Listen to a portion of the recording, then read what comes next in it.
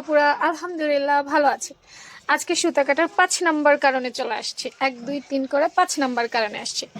আচ্ছা, 5 নাম্বার কারণটা বলি। গতকালকে বলছি এটার উল্টা পিঠ সামনের পিঠের কথা, হ্যাঁ আজকে বলবো অন্য কথা। এই আমাদের সুতাগুলো মাঝে মাঝে, হ্যাঁ মাঝে মাঝে এরকম প্যাঁচাই থাকে, তোমরা এটা খেয়াল করো না।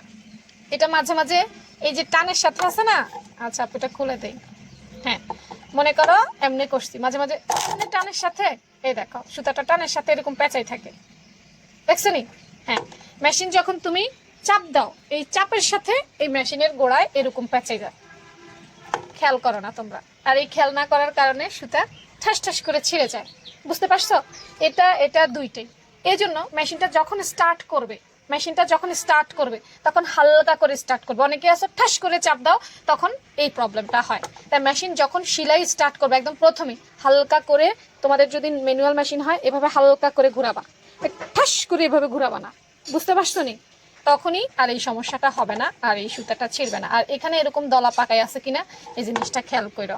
ওকে, অনেক কারণে সবগুলো কারণ দিব, সিরিয়াল বাই সিরিয়াল দেখো।